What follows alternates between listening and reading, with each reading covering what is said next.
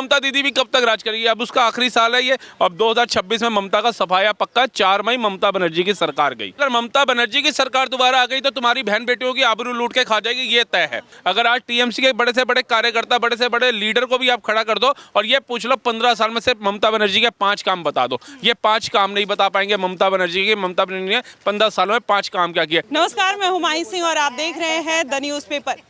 बंगाल में इलेक्शन है, ऐसे में कहा यह जा रहा है कि इस बार बड़ा खेला होने के चांसेस है।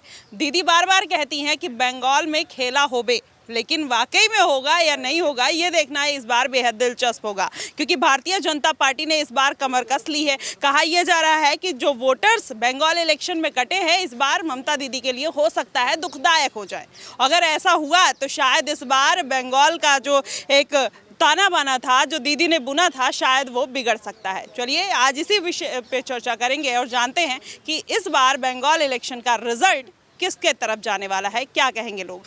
सर, राहुल सर हमारे साथ हैं, इनसे जानते हैं। सर, क्या लगता है कि इस बार बंगाल इलेक्शन में दीदी का खेला होगा या नहीं होगा? दीदी का खेला खत्म होगा इस बार, क्योंकि अभी लास्ट टाइम जो वोटिंग हुई है 91%, वो अपने आप में एक इतिहास है।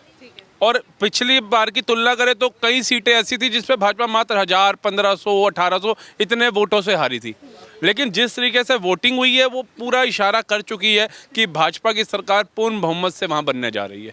क्योंकि वहाँ के लोगों को भी अब समझ आ गया, हिंदुओं को, कि घर में बैठने से कुछ नहीं होगा, हिल स्टेशन घूमने से कुछ नहीं होगा। अगर हमें अपने परिवार को बचाना है और हम नहीं चाहते कि हमारे क्षेत्र की हालत भी मुर्शिदाबाद जैसी हो, तो हमें घर से बाहर निकलना पड़ेगा। जब वो इतनी गर्मी में अलग समुदाय के लोग बुर्खा पहन के भी वोट डालने जा सकते हैं, तो हम लोग क्यों नहीं निकल सकते? हम लोग अपने बच्चों की आहुतियाँ देने के लिए थोड़ी ना पैदा हुए हैं कि पहले पाकिस्तान में भूमि छोड़ी, फिर बांग्लादेश की भूमि छोड़ी, फिर अक्साई चीन छोड़ा, फिर पीओके छोड़ा, फिर कच्छ की ज़मीन छोड़ी, फिर कश्मीर से पलायन करके भागे, फिर मुर्शिदाबाद से पलायन करके भाग रहे हैं, भारत के कोने से केरला तक से पलायन करके भाग रहे हैं। तो कहाँ तक हम भागेंगे? तो अब भागने से अच्छा है कि लड़ना, और अपने बच्चों के फ्यूचर के लिए हमें बाहर निकलना पड़ेगा। और वो दिखा दिया, प्रत्यक्ष को प्रमाण की आवश्यकता नहीं है। क्या जनता क्या ममता दीदी से डरेगी नहीं? क्योंकि जब देखिए शिवेंदु सरकार के ऊपर टीएमसी वाले अटैक कर देते हैं, उनको किसी भी तरीके से वहां पर कैंपेनिंग नहीं करने दे रहे हैं, तो क्या इतना आसान होगा? जैसे आपने एक लाइन में ही बोल दिया कि दीदी इस बार खेला नहीं कर पाएंगी। देखिए, टीएमसी के गुंडे जो कर रहे हैं उससे क्या हो रहा है कि जनता की आंखें और खुल रही हैं। जो हमारे यहाँ पे सेकुलर और लिबरांडू और वामपंथी आंदोलन जीवी है ना, इनके मुंह पे टेप लगाने का काम करे, क्योंकि इनका मकसद एक ही होता है कि देश जलता है जलने दो, जिला जलता है जलने दो, शहर जलता है जलने दो। लेकिन हमारी लेफ्ट की जो सरकारें हैं वो पक्ष के अंदर बैठनी चाहिए। लेकिन कहीं ना कहीं जब इस तरीके की वीडियो आती हैं तो वो एक चीज़ तो साफ कर देती हैं कि भैया वहाँ पे सिर्फ हिंदुओं पे अत्याचार के अलावा, बहन बेटियों पे शोषण के अलावा और पलायन के अलावा कोई तीसरा काम नहीं हुआ। अगर आज टीएमसी के बड़े से बड़े कार्यकर्ता, बड़े से बड़े लीडर को भी आप खड़ा कर दो और ये पूछ लो 15 साल में से ममता बनर्जी के 5 काम बता दो, ये 5 काम नहीं बता पाएंगे ममता बनर्जी के। ममता बनर्जी ने 15 सालों में 5 काम क्या किए। लेकिन बलात्कार संदेश खाली में महीनों तक चलते रहे, ये सबको पता चल गया। मेडिकल कॉलेज में बिटिया का बलात्कार हुआ, ये पूरी दुनिया को पता चल गया। मुर्शिदाबाद से हिंदुओं का पलायन हुआ और वहां बाबरी मस्जिद की नींव रख दी, ये भी पूरी दुनिया को पता चल गया। और ईडी के हवाले से फाइल छीन करके ममता बनर्जी भागी, लेकिन उसको फाइल चोर बोलने वाला कोई नजर नहीं आया विपक्ष का, ये भी दुनिया को पता चल गया। अच्छा, ये बताइए, जो 90 लाख वोट कटे हैं बंगाल में, क्या लगता है कि उसका इस बार कुछ मार्जिन जो है वो भाजपा की तरफ जाने वाला है? क्योंकि आप देखिए ओवैसी इस बार फिर से दमखम भर रहे हैं और ऊपर से जो मुस्लिम वोट बैंक है वो दीदी के साथ हमेशा से रहा है। तो कौन से वो पैरामीटर्स हैं जिसपे बीजेपी के जीतने के चांसेस बन रहे हैं? देखिए, मुस्लिम दीदी के साथ भी तब तक ही है जब तक उन इलाकों के अंदर हिंदू वोट जिंदा है। जिस दिन हिंदू वोट खत्म होगा तो कश्मीर वाली हालत हो जाएगी। आज बता दीजिए, कश्मीर के अंदर कौन सा हिंदू नेता चुनाव लड़ता और जीत के निकल जाता है? इतनी सारी योजनाएं अभी नरेंद्र मोदी की सरकार ने दी।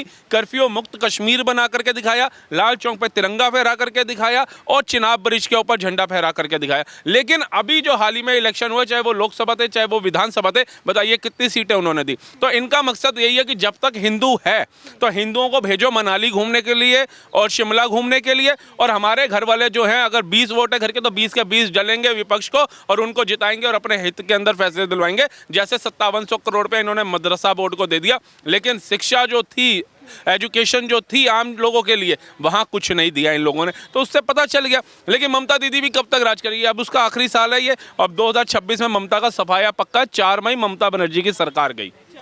सर क्या कहेंगे कि 6,000 करोड़ रुपए उन्होंने मस्जिद के लिए दिया था, तमाम ऐसी योजनाएं निकाली, योगी आदित्यनाथ लगातार प्रचार कर रहे हैं, नरेंद्र मोदी, अमित शाह, सब पूरा दमखम इस बार बीजेपी का बंगाल में दिख रहा है। क्या लगता है समीकरण किसकी तरफ? जैसे भैया ने बोला 4 मई ममता गई, ममता बानो गई। मेरी दुकान के साथ ही एक बंगाली था, मैंने देख रहा हूँ 3-4 दिन से उसकी दुकान बंद है। मैंने कहा पता नहीं घर में कुछ हो ना गया हो। मैंने आज जब फ़ोन करा तो कह रहा भाई मैं वोट डालने गया हूँ। कह रहा बंगाल में चेंज करना बहुत ज़रूरी है। कह रहा कब तक हम दिल्ली में कमा के खाएंगे, तो बंगाल में भी हमें रोज़गार चाहिए। आपको इस बात का ध्यान है 70,000 कंपनियाँ बंगाल से जा चुकी है। तो वो यही कहना चाह रहा है, उसका कहने का मोटिव एक यही था। कह रहा भाई तरुण भाई हम कब तक कर लेंगे। कहता हम कब तक इधर अपने माँ बाप से दूर रह के हम इधर अपनी दुकान बंद करके, उसका दुकान पे सुबह 10 बजे दुकान खुलती है, रात को 10 बजे बंद होती है, कस्टमर नहीं हिलता, फिर भी 5 दिन के लिए दुकान बंद करके बंगाल वोट डालने गया है। कुछ गया है तो उसके माइंड में कुछ चल रहा होगा, उनके परिवार पे कुछ बीती होगी तभी तो गया है ना। तो इसलिए मैडम ममता बानो को जाना बहुत ज़रूरी है। अगर ममता बानो नहीं गई तो कश्मीर वाला, जैसे भैया ने बोला, कश्मीर वाला हाल ही होगा। आप मुर्शिदाबाद देख लो, देखो अगर मुर्शिदाबाद होके भी अगर वहाँ का हिंदू एक मच्छी में बिक गया तो समझ लो वहाँ का हिंदू बिल्कुल गया, वहाँ का हिंदू बिल्कुल गया। दीदी तो बार बार कह रही हैं कि जब बीजेपी आ जाएगी ना मटन खा पाओगे, ना चिकन खा पाओगे, ना मच्छी भात खा पाओगे। बीजेपी ये प्रूफ करने में लगेगी नहीं आप खूब मच्छी भात खा पाओगे। क्या इस बार का समीकरण मच्छी भात तय करेगा? दिल्ली में भाजपा की सरकार, यूपी में भाजपा की सरकार कहाँ नहीं है? वहाँ पे मच्छी मांस बिकना बंद हो गया क्या? दिल्ली में आप बाड़े चले जाओ, कहीं भी चले जाओ, वहाँ पे रात को पूरी रात 5-5 बजे तक दुकानें खुली रहती है। कोई फ़र्क पड़ रहा है? सिर्फ राजनीति चमकानी है मैडम अपनी, सिर्फ राजनीति। ममता बानो का एक ही कहना है, मस्जिदों को पैसा देना है, हिंदुओं को भगाना है। ममता बानो का एक ही कहना है। और ममता बानो अगर इस बारी जीत गई तो यकीन मानना वहाँ का जो 70, मेरे ख्याल से वो बहुत पुरानी बात थी, 70% हिंदू 60% होगा, वो बिल्कुल डाउन हो जाएगा और मुर्शिदाबाद वाला ही हाल होगा। आप यहाँ पे देख लो, यहाँ पे बंगाली कम है क्या? करोल बाग के अंदर पूरी बंगाली वो बस्ती बसी हुई है, पूरी बंगाली बस्ती। उनसे पूछो, कहता वहाँ पे कोई रोज़गार नहीं है, वहाँ पे कुछ नहीं है। मतलब 15 साल से तुम्हारी सरकार, तुम्हारा सब कुछ, तुम उधर एक रोज़गार नहीं दे पाए। रोज़गार किसके पास है? बांग्लादेशियों के पास। रोज़गार किसके पास है? टीएमसी के गुंडों के पास। रोज़गार किसके पास है? जो वहाँ के मुसलमान हैं, रोज़गार उनके पास है। हिंदुओं के पास कुछ नहीं है। मेरी खुद एक फ्रेंड थी। तो वो कौन से मुद्दे थे जो बंगाल की जनता उनको वोट दे रही थी कि अगर उनके पास कुछ नहीं है, रोजगार मुद्दे कुछ नहीं थे। बंगाल की जनता तो निकलती नहीं थी। बंगाल के जो हिंदू है वो तो निकल के राजी नहीं है। वो कह रहे हैं हमारे परिवार खा जाएंगे टीएमसी वाले, हम निकल के क्या करें, हम अपना परिवार संभाले, पहले वोट डालने जाए। मैं उनकी जगह मैं हूँ तो अपने परिवार की सुरक्षा के लिए मैं भी घर पे बैठूंगा मैडम। और जो वहाँ का लिबलाडू हिंदू है, जैसे भैया ने बोला, अभी छुट्टियाँ पड़ी हुई तो मनाली घूमने चले जाते हैं, कहीं इधर चले जाते हैं। ये सब दोगलापन है मैडम। अब जो आर्मी बिछाई है, कंपनियाँ पुलिस दी है, तो वो अमित शाह जी ने जो बोला है ना 15 दिन इधर रहूँगा, वो हिंदुओं की सुरक्षा के लिए ही बोला। आओ वोट डालो। 91% 92% वोटिंग हुई है मैडम। इतिहास ने रास रचा है। 47 के बाद अब की सबसे ज़्यादा वोटिंग होने वाला बंगाल हो चुका है, सबसे पहले नंबर पर। ठीक है, कह रहे हैं बंगाल में सबसे ज़्यादा वोटिंग होगा। आप क्या समझ रहे हैं कि इस बार रिकॉर्ड टूटेगा? बिल्कुल आपने अभी इनसे एक प्रश्न भी किया था कि ममता दीदी कह रही है कि अगर बीजेपी आ गई तो तुम्हारी मच्छी खा जाएगी, तुम्हारा मटन चिकन सब कुछ खा जाएगी। मटन चिकन और मच्छी खाए ना खाए, लेकिन अगर ममता बनर्जी की सरकार दोबारा आ गई तो तुम्हारी बहन बेटियों की आबरू लूट के खा जाएगी, ये तय है। तुम्हारे बच्चों का फ्यूचर लूट के खा जाएगी, ये भी तय है। मुर्शिदाबाद जैसा हाल कर देगी, ये भी तय है। संदेश खाली जैसा हाल करेगी, ये भी तय है। दुर्गा पंडालों पे पथराव करेंगे, ये भी तय है। और दुर्गा माता की प्रतिमा तक को उठा करके पुलिस की गाड़ी में डाल दिया जाएगा दोबारा, ये भी तय है। मच्छी मटन तो तुम खाओ ना खाओ, लेकिन क्या अपने बच्चों की लूटती हुई अस्मिता देख लोगे? अपने घरों को लूटता हुआ देख लोगे? जैसे मुर्शिदाबाद के लोग रो रहे थे और नदियां पार कर करके जैसे वो जान बचा करके भागे हैं, क्या ऐसा फ्यूचर देखना चाहते हो ऐसी सरकार को चुन करके? और वो महिला जो कह रही है कि अगर किसी का बलात्कार होता है तो मैं 10 लाख रुपए दूंगी, ये एक महिला मुख्यमंत्री कह रही है, जो कह रही है कि मैं अगर 10 मिनट के लिए अपनी आंखें मूंद लूं तो बता देंगे इनको अलग समुदाय वाले चीज की पावर होती क्या है हिंदुओं को।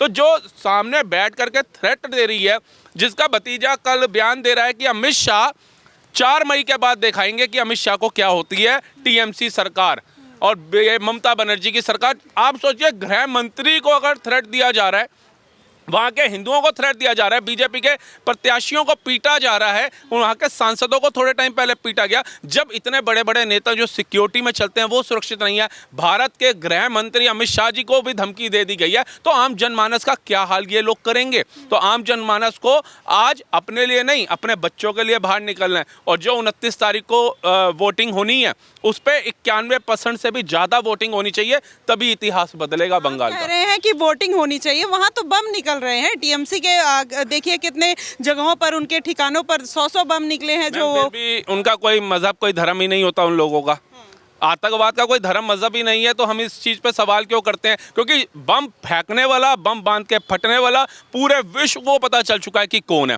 फिर भी जब आप बात उठाओगे तो भैया जी आतंकवाद का कोई धर्म नहीं होता। लेकिन कसाब जब कलावा बांध के आया था तो हिंदू आतंकवाद होता है, ये पूरे भारत को कांग्रेस की सरकार ने बता दिया था। ये तो जो कांस्टेबल थे हमारे महाराष्ट्र पुलिस के, उनको सैल्यूट करते हैं, उनकी आत्मा की शांति के लिए प्रार्थना करते हैं कि उन्होंने कसाब को पकड़ा और हिंदुत्व आतंकवाद का कलंक जो हिंदुओं पर लगाने जा रही थी कांग्रेस, उसको हटाने का काम किया। अच्छा, तो क्या ये सब फैक्टर अगर देखा जाए तो क्या आपको क्या लगता है कि बीजेपी, क्योंकि पिछली बार तो बहुत पीछे थी ना, तो इस बार इतना दावा कैसे? फिर वही बात आएगी, विपक्षी पार्टी कहेंगी कि ईवीएम हैक कर लिया और फिर यही चोरी कर लिया। पहले से ही प्लानिंग करके बैठ जाओ, क्योंकि 90 लाख वोट कट चुका है वहां से, और 90 लाख वोट अगर कटा है, उनकी एफआईआर की कॉपी इन्होंने अब तक दाखिल नहीं करी है, जबकि पुलिस इनके अंडर ही आ रही है, पूर्ण राज्य की सरकार है। अब ये बाद में छातियां पीटेंगे, अभी नहीं पीटेंगे। और मैं तो ये देख रहा हूँ कि इस समय जो बीजेपी ने अपना स्टार प्रचारक वहां पे उतार दिया, राहुल गांधी, वो जैसे बिहार जिता के दिखाया ना बीजेपी को, जैसे दिल्ली जितवाया ना बीजेपी को, ऐसे ही अब बंगाल भी वो जिताएगा। उसने पूरी जिम्मेवारी ले ली और हमें राहुल गांधी जी पे भरोसा है। अरे राहुल गांधी प्रधानमंत्री बनने का सपना देख रहे हैं, हमने बीजेपी का स्टार प्रचारक बना दिया। ये तो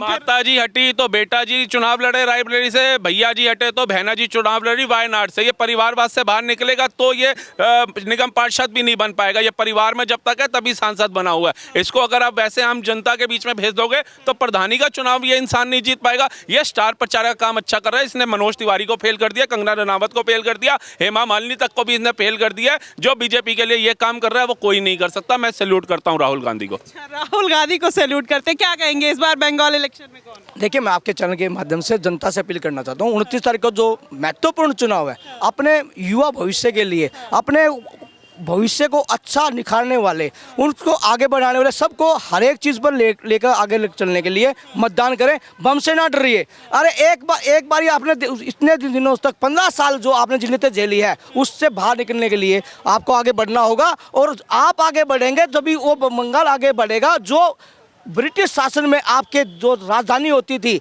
जहाँ से व्यापार चलता था, समुद्री जहाज़ें चलते थे, तो वहाँ पर जो आप अपने उत्पादन बढ़ाने की बात करें, जो मच्छर मटनी का जो प्रोपगंडा ममता जी ने कहा था कि भाजपा आएगी, ना तो आपके कुछ घटने वाला। आपका उन्नति के लिए आपने अपने भविष्य को सुधारने के लिए मतदान करना होगा। और बढ़ चढ़कर महिलाओं से उस बेटी के मंजर को ध्यान को रखकर उस बेटी, वो आपकी बेटी थी, आपकी बहन थी जो MBBS डॉक्टर बनकर उस प्रदेश की सेवा करना चाहती थी, उसके साथ जिन दरिंदों ने कहा, उसकी रूह कांपने वगैरह, उस रूह कांपने वाली उस शख्सियत को याद कर मतदान करना। तो ये वहाँ की जनता को सोचना चाहिए। ठीक है, कह रहे हैं जनता को सोचना चाहिए। क्या लग रहा है कि इस बार किसके साथ खेला होने वाला है बंगाल में? देखिए, ममता बनर्जी बहुत राज कर ली, बहुत वहाँ उत्पात मचा ली। हिंदुओं को तुष्टिकरण की पराकाष्ठा है ममता बनर्जी। इस बार अगर गलती से जीत गई ना तो बांग्लादेश बना देगी। इसलिए वहाँ का आवाम को एकदम सोच समझ के देश से काट देगी भाई, देश से जुदा कर देगी, भारत देश से। तो अब जो है अंतिम उपाय है वहाँ का आवाम को, अगर नहीं भागना है घर द्वार छोड़ करके, धर्म परिवर्तन नहीं करना है, अपना जान और माल, दो चीज़ होता है, जान और माल। जान और माल की अगर सुरक्षा आप चाहते हो तो आपको बहुमत से जो है ना बीजेपी का हाथ को मजबूत करना होगा, मोदी की सरकार को मजबूत करना होगा। क्यों करे भाई, अलग अलग राज्यों में बीजेपी है तो फिर यहाँ पर भी हर जगह बीजेपी ही क्यों चाहिए? यही सवाल तो विपक्षी पार्टियां कह रही हैं, फिर ईवीएम पे सवाल उठने लगता है। सारा विपक्षी तो देखिए तुष्टिकरण करने में अंधा हो गया है। सारा विपक्षी, जितना ठगबंधन गठबंधन, सारे 40 चोर एक मंच पर आ गए हैं। अब इनसे क्या उम्मीद रखा जाए? सारे के सारे सनातन विरोधी, सारे के सारे रामद्रोही, सारे के सारे, इनको कोई देश का विकास से कोई मतलब नहीं है। इनको एकमात्र मतलब है मोदी रोको अभियान, मोदी को रोको, जैसे भी करके मोदी को रोको। ममता बनर्जी कह रही है हमको कोई मतलब नहीं है यहाँ से भैया, हम अगर जीत जाएंगे ना तो मोदी जी को आकर के मार करके यहाँ दिल्ली में आकर के पिटाई करेंगे मोदी जी को, ऐसे ममता बनर्जी बोल रही है। इनका एकमात्र उद्देश्य मोदी रोको, कैसे भी करके मोदी रोको, लूट के खाने नहीं मिल रहा है इनको, ये चक्कर है। चलिए सर हर कहा कि बंगाल क्यों वो करना है। मैडम बंगाल इसलिए करना है क्योंकि बंगाल की जो जनता है उन्होंने 15 साल बहुत कुछ झेला है, वो बेचारे बता नहीं पा रहे। आतंकवादी के पिल्ले कहाँ से निकलते हैं? बंगाल से और कश्मीर से, ये दो जगह से आतंकवादी के पिल्ले निकलते हैं। बॉर्डर कहाँ कहाँ से नहीं लगता? गुजरात से नहीं लगता, राजस्थान से नहीं लगता, कहाँ से बॉर्डर नहीं लगता? पंजाब से नहीं लगता। वहाँ से क्यों नहीं निकल रहा आतंकवादी के पिल्ले? सिर्फ बंगाल और कश्मीर से ही क्यों आतंकवादी के पिल्ले निकल रहे हैं? तो मैडम बंगाल को इसलिए भाजपा को सौंपना जरूरी है। कौन कर रहा है? नहीं, जैसे आप देखिए कि अलग अलग राज्यों में बीजेपी, हर जगह बीजेपी जरूरी है क्या? जैसे ममता दीदी बार बार ये दावा करती है कि हमने बंगाल में बहुत विकास किया, हमने बहुत अच्छा किया है, हमने वहाँ की संस्कृति सभ्यता से जोड़ा है। यमुना तो साफ नहीं कर पाई, यहाँ पीएम मोदी आ गए गंगा में बैठ के डुबकी लगाने के लिए, नाव पे नौका विहार करने के लिए। तो फिर आप कह रहे हो भाजपा क्यों जरूरी है? आप जो इधर अभी कैमरामैन लेके खड़े हो ना, इधर लिखा होता था कि यहाँ पे हाथ लगाना गैर कानूनी है, बम हो सकता है। यहाँ पे सायरन बजता था, हर 10 कदम पे सायरन बजता था, किसी चीज़ को हाथ मत लगाओ, बम फट सकता है। अब मुझे एक सायरन दिखाना एक बार भी, एक सायरन दिखाओ। ये भाजपा के आना जरूरी है मैडम। आप यहाँ पे 5 मिनट खड़े नहीं हो सकते थे, ये एनडीएमसी के एरिया में, इस कनॉट प्लेस के एरिया में 5 मिनट खड़े नहीं हो सकते थे, क्योंकि यहाँ पे सामने पालिका देव नंबर गेट पे बम फटा, सामने पार्क में बम फटा। आप 1 मिनट खड़े नहीं हो सकते थे, पुलिस वालों की सख्त कार्रवाई थी। इधर आर्मी बिछा करती थी मैडम। अब इधर आप एक भी जगह दिखा दो किसी चीज़ को हाथ ना लगाए, इसलिए भाजपा जरूरी है।